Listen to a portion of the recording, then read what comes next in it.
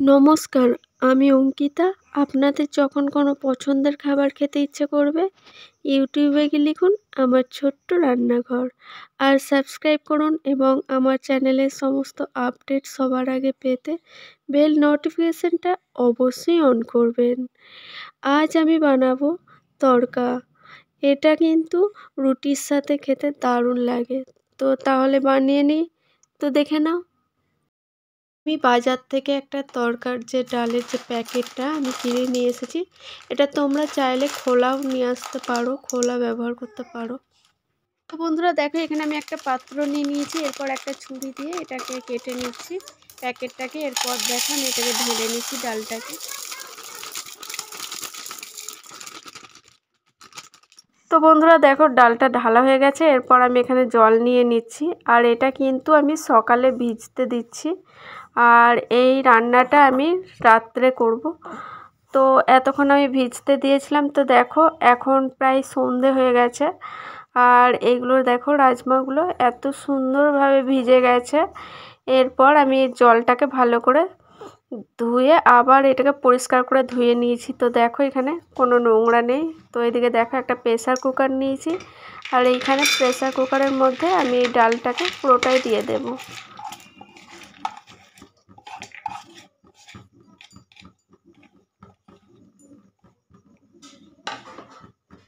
এরপর এখানে দিয়ে দিচ্ছি পরিমাণ মতো জল।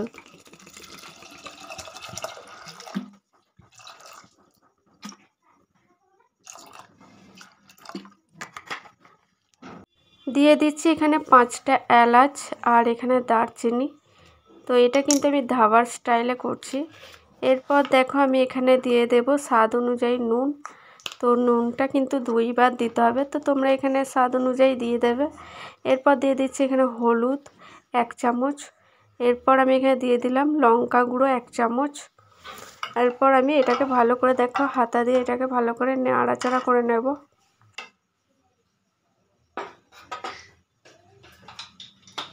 এরপর প্রেসার কুকারের ঢাকাটা দিয়ে 3 সিটি দিয়ে দিতে হবে।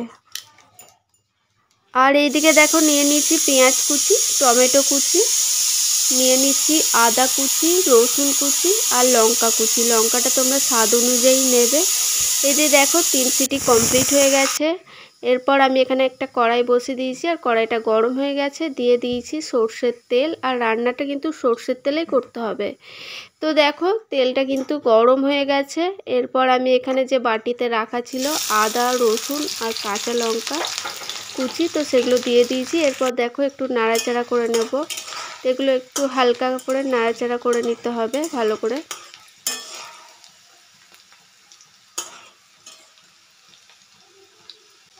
তো বন্ধুরা এরপর আমি যে কেটে রাখা পেঁয়াজ কুচিগুলো এখানে দিয়ে দিলাম।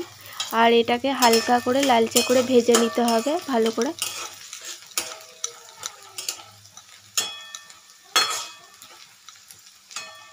তো বন্ধুরা দেখো আমি এটাকে লালচে করে ভেজে নিয়েছি আর কালারটা কিন্তু একটু চেঞ্জ হয়ে এসছে। এরপর আমি এখানে দিয়ে দেব যে কেটে রাখা যে টমেটো কুচিগুলো ছিল। তো টমেটো কুচি এখানে দিয়ে দিচ্ছি।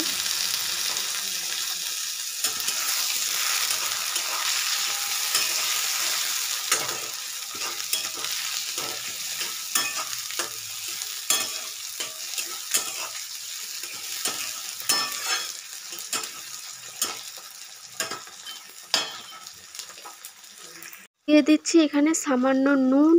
এরপর দিয়ে দেব এখানে সামান্য হলুদ গুঁড়ো আর দিচ্ছি এখানে লঙ্কা গুঁড়ো।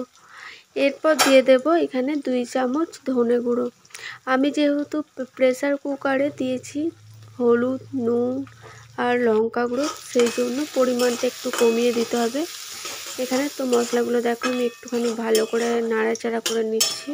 তো এইভাবে বারবার নাড়াচাড়া করে নিতে হবে, তাহলে কি এটা খেতে কিন্তু মানে মশলাটা কিন্তু খুব সুন্দর টেস্ট হবে। তো দেখো এরপর আমি এখানে দিয়ে দেব তড়কার যে মশলাটা। তো দেখো আমি এখানে পরিমাণ মতো দিয়ে দিচ্ছি। তো এটা কিন্তু খুব বেশি দিলে কিন্তু গন্ধ উঠবে মশলাটা। তো এটা যেহেতু একটুখানি মানে অল্প দিতে হবে। তো দেখো আমি এখানে অল্প দিয়ে দিয়েছি অর্ধেক। এরপর দেখো আর একবার নাড়াচাড়া করে নিচ্ছি। তো বন্ধুরা আমি দেখো রান্নাটা কিন্তু লো ফ্লেমে করছি। এরপর মশলার তেলটা বের হয়ে এসেছে আর এখানে আমি সামান্য জল দিয়ে দিয়েছি।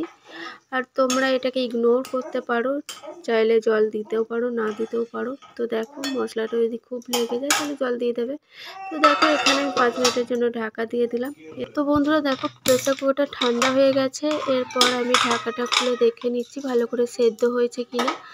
তো তোমরা একবার দেখে নাও, এই যে এটা কিন্তু খুব সুন্দরভাবে মানে খুব ভালোভাবে সেদ্ধ হয়ে গেছে। এরপর আমি দেখে নেবো এখানে 5 মিনিট হয়ে গেছে। এরপর আমি ঢাকাটা খুলে নিচ্ছি। তো দেখো মশলাটা স্মেল আসছে, মানে গন্ধ বেরোচ্ছে খুব সুন্দর। আর এখানে এরপর আমি একটুখানি নাড়াচাড়া করে নেবো একটু ভালো করে। তো দেখো নাড়াচাড়া করে নিয়েছি। এরপর আমি এখানে দিয়ে দেবো যে তরকার ডাল, সেটা দিয়ে দিচ্ছি। তো দেখো গ্যাসের ফ্লেমটা হাই করে দিয়ে এটা আমি কিছুক্ষণ ফুটতে দেব।